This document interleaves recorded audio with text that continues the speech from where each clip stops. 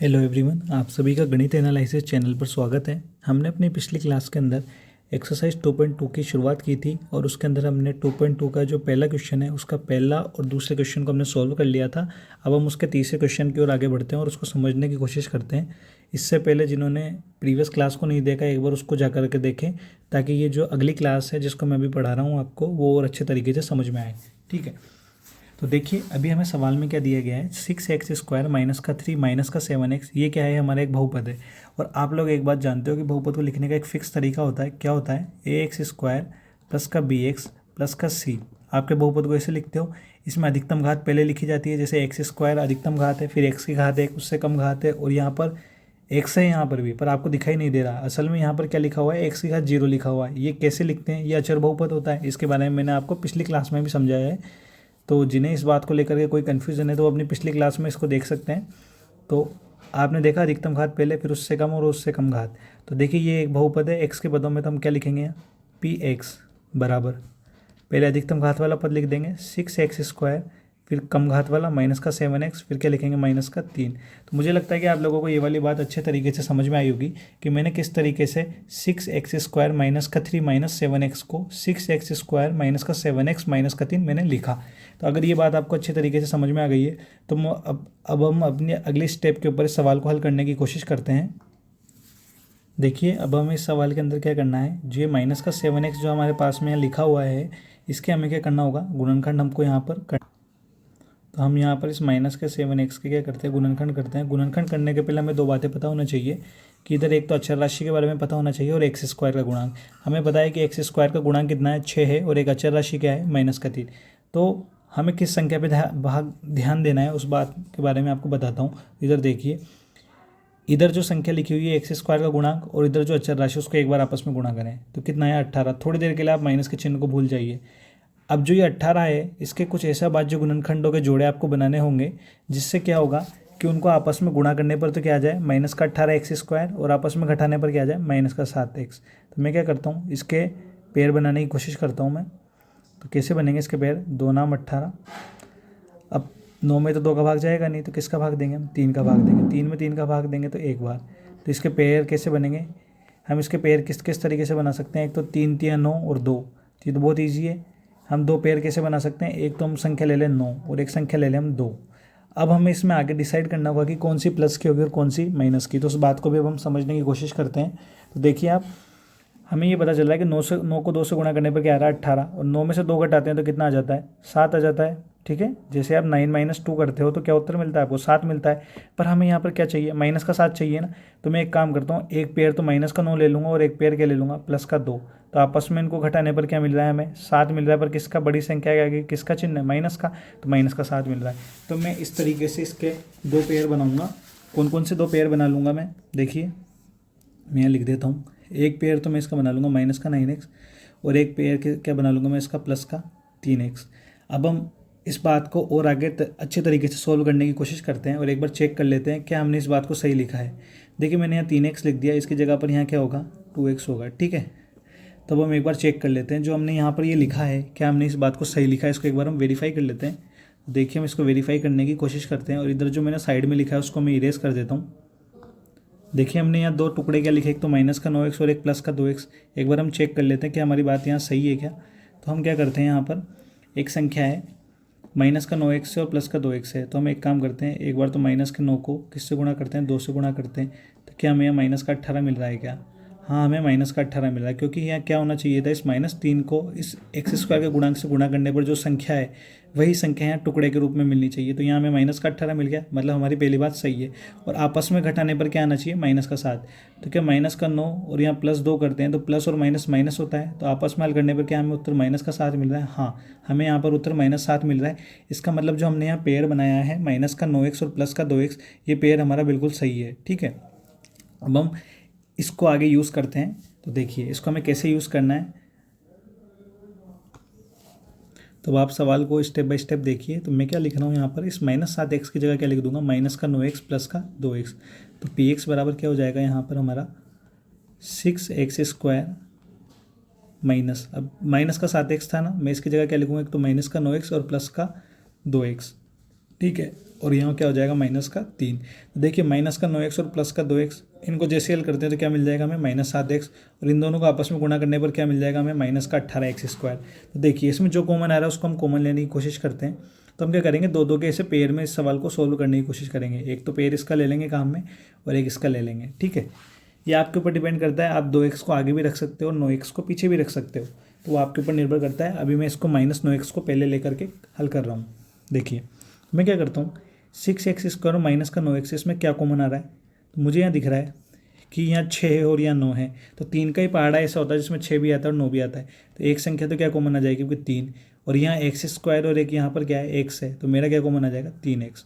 देखिए अब जैसे मैं इस पूरे में 3x कॉमन ले रहा हूँ, तो बाहर कॉमन लेने का मतलब ये होता है कि अंदर वाली संख्या में आपने जिस संख्या को कॉमन लिया उस संख्या का भाग देना। तो असल में पता है मैं क्या कर रहा हूँ, यहाँ पर मैं स्टेप बाय स्टेप आपको बताता हूँ कि ये स्टेप्स कैसे आ रही है। जैसे मैंने 3x कॉमन लिया ना, तो अंदर क्या लिखा हुआ था हमारा, एक बात बताइए पहले से, 6x² माइनस का 9 लिखा था ना। तो जैसे आप 3x कॉमन ले रहे हो ना, तो यहाँ क्या हो रहा है, आप इधर भी 3x का भाग दे रहे हो और इधर भी किसका भाग दे रहे हो, 3x का भाग दे रहे हो। अब हम इसको सोल्व करते हैं। तो 3x बाहर आ गया आपका, क्या x से ये वाली एक घात कम हो जाएगी, तो क्या बचेगी x की घात 1। क्यों बचेगी, आपने इसके बारे में घातांक का नियम पढ़ा होगा। क्या होता है हमारा घातांक का नियम, a की पावर m बटा a की पावर अगर n है, तो इस तरीके की घातों को सोल्व करने के लिए क्या सूत्र बनता है, a की घात m माइनस n। जिस पर कोई घात नहीं होती वहाँ घात कितनी होती है, चर राशि पर 1 होती है। तो इधर 2 में से क्या घट जाएगा, 1 घट जाएगा, तो क्या बच जाएगा, ऊपर x बच जाएगा, और 3 का 6 में भाग देंगे तो क्या बचेगा 2। तो क्या बच गया अंदर हमारा 2x माइनस x की घात 1 और इस x की घात भी 1, तो 1 से x क्या कट जाएगा, आपस में कट जाएगा, और 9 में 3 का भाग देंगे तो क्या बचेगा 3। तो अब आपको समझ में आया होगा 3x 2x माइनस 3, तो हम इस जगह क्या लिख देंगे भाग देने के बाद 2x माइनस का 3, ठीक है, प्लस। अब क्या यहाँ कुछ कॉमन आ रहा है, 2 3 में से एक ही कॉमन आता है, 2 और 3 के लिए जहाँ कुछ कॉमन नहीं आता वहाँ x कॉमन आता है। यहाँ x से पर इधर x नहीं है, तो मैं क्या कॉमन ले लेता हूँ, 1 ले लेता हूँ, और अंदर क्या बच जाएगा 2x माइनस का 3, ठीक है। तो इधर जो मैंने साइड में इस डाटा को लिखा है इसको एक बार मैं इरेज कर देता हूँ। तो अब हमने किस तरीके से संख्या को कॉमन लिया, ये बात हमें समझ में आ गई। अब इस पूरे के अंदर क्या 2x माइनस 3 यहाँ पर भी और 2x माइनस 3 यहाँ पर भी है, तो इस पूरे में क्या 2x माइनस 3 कॉमन नहीं आएगा, आएगा। तो मैंने क्या किया यहाँ पर 2x माइनस 3 को कॉमन ले लिया। जैसे मैं इस 2x माइनस 3 को कॉमन लूँगा तो कुछ वैसा ही होगा जैसा मैंने अभी आपको बताया था। यहाँ हमारे पास क्या लिखा है 3x 2x माइनस का 3 प्लस का 1 ब्रैकेट 2x माइनस 3 यहाँ पर लिखा है हमारे पास में। इस पूरे में क्या कॉमन ले रहा हूँ मैं 2x माइनस 3। जैसे मैं किसी संख्या को कॉमन लूँगा तो अंदर वाली संख्या में क्या इस बाहर जो कॉमन आई है संख्या उसका भाग लगेगा। तो इधर क्या था 3x बटा 2x माइनस 3 था, इस पूरे में किसका भाग लग जाएगा 2x माइनस 3 प्लस क्या 1 बचेगा यहाँ पर, और साथ में क्या गुणा है 2x माइनस का 3, और इस पूरे में भी किसका भाग लग जाएगा 2x माइनस का 3 का, ठीक है। तो क्या 2x माइनस 3 से 2x माइनस 3 कट जाएगा, समान संख्या आपस में कटती है। तो अब जब मैं इस पूरे को हल करूँगा तो बाहर तो ले जाएगा 2x माइनस का 3, ठीक है, और अंदर क्या बचेगा, इससे ये कट गया तो 1 आता है, और 1 से किसी संख्या का गुणा करने पर वही संख्या प्राप्त होती है 3x प्लस का 1। तो आपको समझ में आया होगा कि मैंने यहाँ 3x प्लस का 1 कैसे लिखा, अब आपको समझ में आ गया होगा। तो ये स्टेप्स आपके दिमाग में अच्छे तरीके से क्लियर होनी चाहिए। जब आपके दिमाग में ये वाली स्टेप्स क्लियर हो जाती है तो अब सवाल को आगे सॉल्व करना बहुत ईजी हो जाता है हमारे लिए, ठीक है। तो अब हमें px बराबर 2x माइनस का 3 ब्रैकेट 3x प्लस का 1 मिल चुका है। तो मैं एक काम करता हूँ, यहाँ पर मैं एक लाइन खींचता हूँ, और हम एक चीज़ जानते हैं यदि हमें शून्यक निकालने हैं इसके, तो मैं क्या लिखूंगा पहले शून्यक, और किसी भी बहुपद का अगर शून्यक निकालना है तो उस बहुपद को किसके बराबर कर दो 0 के बराबर कर दो। तो px बराबर क्या कर दोगे 0। मुझे पता है कि px का मान क्या मिल रहा है 2x माइनस का 3 मुझे यहाँ।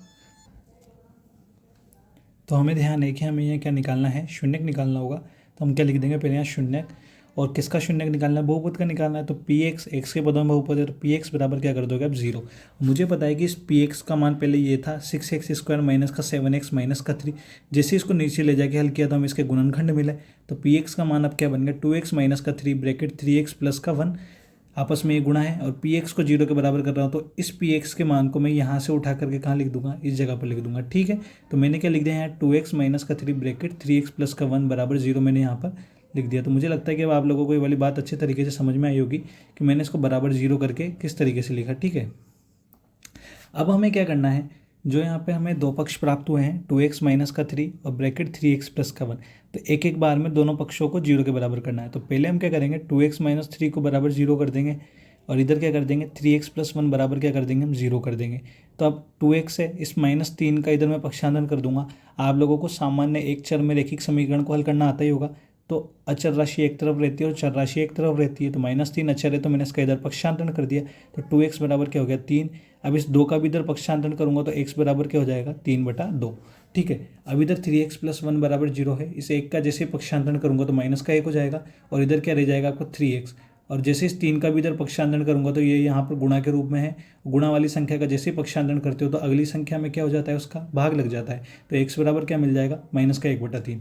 तो मैं एक चीज़ लिख देता हूँ, यहाँ पर हमें 2 शून्य क्या मिले, देखिए 2 शून्य हमें क्या मिले यहाँ पर, एक तो मिला 3/2 और एक क्या मिल गया हमें कोमा लगा के -1/3। ठीक है, तो अब हम क्या कह सकते हैं, ये द्विघात बहुपत्ति, जितनी अधिकतम घात होती है और उतने ही हमें क्या प्राप्त होने चाहिए शून्य। तो 2 अधिकतम घात थी तो हमें कितने शून्य प्राप्त हुए 2। तो मैं अपनी स्लाइड को चेंज करता हूँ और आगे इस सवाल में क्या सोल्व करना है उसको मैं आपको समझाने की कोशिश करता हूँ। तो हमारे 2 शून्य के यहाँ पर क्या आए थे, पहला तो था 3/2। ठीक है, एक शून्य तो क्या था हमारा 3/2 और एक था -1/3। ठीक है, तो अब हमें इस तरीके के सवाल में क्या करना होता है, इस बात को हम समझते हैं। तो इस स्टेप को हम समझते हैं तो हमें सबसे पहले क्या करना होगा, शून्यकों का योग करते हैं हम। ठीक है, जैसे हम शून्यकों को क्या करेंगे यहाँ योग करेंगे। योग करने के लिए क्या करेंगे, 3/2 में किसको जोड़ेंगे, -1/3। अब मैं आप लोग एक चीज़ जानते हो, प्लस और माइनस क्या होते हैं, जब गुणा के रूप में होते हैं तो माइनस होते हैं। तो 3/2 माइनस का क्या हो जाएगा 1/3।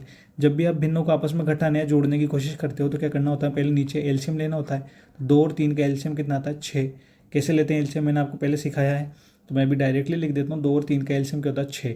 अब इस 6 में क्या करेंगे, ऊपर वाली संख्या का जो भिन्न है ऊपर वाली उसका हर का भाग देंगे। तो हर क्या है 2, 2 का भाग दिया 6 में, कितनी बार जाता है 2 का भाग 6 में, 3 बार जाता है। तो जो हमें उत्तर प्राप्त होगा 3, उसको ऊपर वाली संख्या से गुणा करेंगे। तो मैं क्या करूँगा 3 को इस ऊपर वाली संख्या 3 से गुणा करूँगा। माइनस का चिन्ह ऐसे कैसे, 3 का भाग देंगे 6 में, कितनी बार जाता है 2 बार जाता है। 2 को किससे गुणा करूँगा 1 से, 1 इंटू क्या हो जाएगा 2। तो अब आप लोगों को ये बात समझ में आ गई होगी कि मैंने यहाँ आगे जो संख्या 2 और 3 से गुणा किया है कैसे किया है। 3 को 3 से गुणा करोगे तो 9 मिलेगा, 1 को 2 से गुणा करोगे तो 2 मिलेगा। तो -2 बटा में क्या हो जाएगा 6 और 9 में से 2 जाएंगे तो कितना बचेगा 7, क्योंकि बड़ी संख्या के आगे प्लस का चिन्ह है तो यहाँ भी चिन्ह किसका आएगा प्लस का।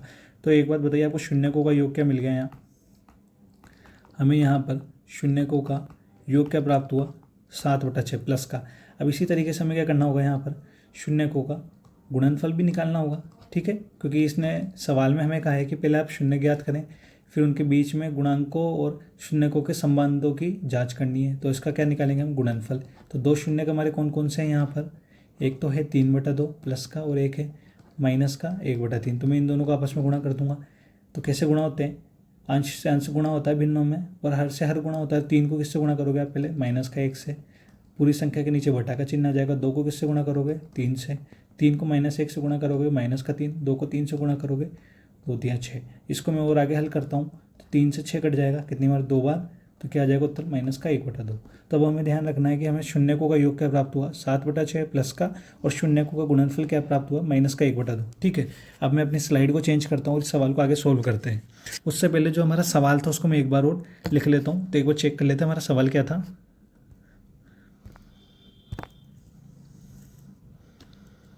हमारा सवाल है 6x² माइनस का 7x माइनस का 3। ठीक है, तो हम इस चीज़ को नोट कर लेते हैं अगली स्लाइड में।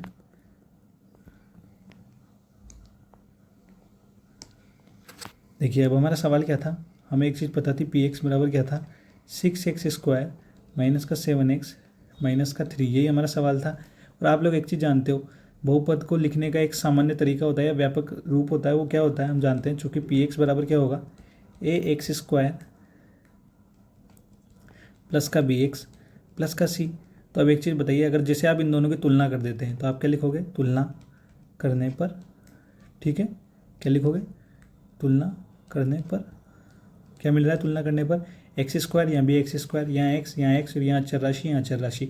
इनके आगे जो भी चिन्ह होता है उसको भी हमें साथ में काम में लेना है। तो a बराबर क्या मिल जाएगा हमें यहाँ 6 मिलेगा, क्योंकि इसके आगे कोई प्लस चिन्ह नहीं है तो प्लस का चिन्ह है, प्लस का चिन्ह हमें लिखने की जरूरत नहीं है। अब b है और यहाँ क्या है 7 है, पर प्लस का नहीं माइनस का है, तो b बराबर हमें क्या मिल जाएगा -7 मिलेगा।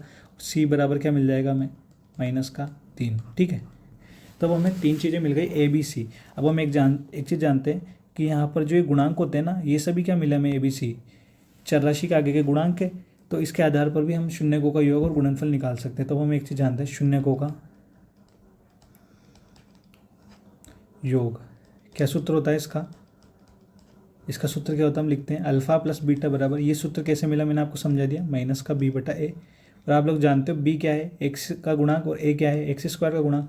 तो अल्फा प्लस बीटा बराबर क्या आएगा निकल के, बी का मान दे रखा माइनस का 7। ये देखिए इसमें एक चीज़ का ध्यान रखना है, यहाँ माइनस पहले से है और जो हम बी लिख रहे हैं उसके अंदर भी माइनस है, तो इस चीज़ का ध्यान रखना है। अक्सर बच्चे यहीं पर गलती करते हैं। और ए का मान क्या हो जाएगा 6, माइनस से माइनस गुणा होगा तो क्या मिल जाएगा हमें, प्लस का 7 और बटा में क्या आ जाएगा 6। देखिए अब हमने शून्यकों का योग कर लिया। अब हमें क्या करना है, यहाँ पर शून्यकों का गुणनफल क्या करना है, शून्यकों का गुणनफल। तो इसका भी हमारे पास एक सूत्र है। क्या होता है इसका सूत्र, एक बार हम लिखते हैं अल्फा इंटू बीटा। तो अब हमें यहाँ पर क्रॉस का चिन्ह लगाने की जरूरत नहीं है, आप यहाँ डॉट भी लगा देंगे तो एग्जामिनर समझ जाएगा कि यहाँ पर गुणा किया गया है। अल्फा इंटू बीटा बराबर क्या होता है सूत्र, सी बटा है। सी क्या होती है अचर राशि, और ए क्या होता है एक्स स्क्वायर का गुणा। सी का मान क्या दे रखा है आपको, माइनस का 3, और ए का मान कितना है आपके पास 6। तो अल्फा डॉट बीटा, तो अल्फा डॉट बीटा बराबर, इसको आपस में जैसे ही काटोगे इन दोनों को तो यहाँ 2 बार कट जाएगा, तो माइनस का क्या मिलेगा 1/2। तब आप लोगों को समझ में आ गया होगा अल्फा प्लस बीटा बराबर 7/6 आ गया, और अल्फा इंटू बीटा बराबर माइनस का 1/2 आ गया। एक बार चेक कर लेते हैं कि हमने सही किया है। तो देखिए यहाँ शून्यकों का योग कितना है 7/6, तो यहाँ पर भी शून्यकों का योग कितना प्राप्त हो रहा है, अगली स्लाइड में हमें यहाँ पर भी हमें क्या प्राप्त हुआ 7/6। यहाँ शून्यकों का गुणनफल माइनस का 1/2 है, तो हम देखते हैं इस स्लाइड में भी हमें शून्यकों का गुणनफल क्या प्राप्त हुआ, माइनस का 1/2। इसका मतलब जो हमने किया है वो बिल्कुल सही है। ठीक है, तब हम अगली स्लाइड में क्या लाइन लिखेंगे वो मैं आपको बताता हूँ। तो यहाँ पर अब आप लिखोगे, यहाँ दिए गए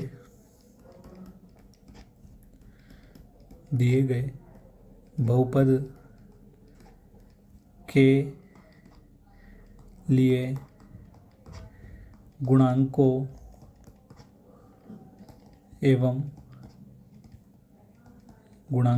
एवं शून्यकों के मध्य संबंध क्या है, सत्य है। तो हमारा ये क्वेश्चन यहीं पर सॉल्व होता है। ठीक है, आप लोग हमारे चैनल को ग्रो होने में सपोर्ट करें, लाइक करें, शेयर करें, सब्सक्राइब करें। ये हमारा क्वेश्चन यहीं सॉल्व होता है, और हम अपनी नेक्स्ट क्लास के अंदर इसी एक्सरसाइज के अगले क्वेश्चन को हम सॉल्व करते हैं।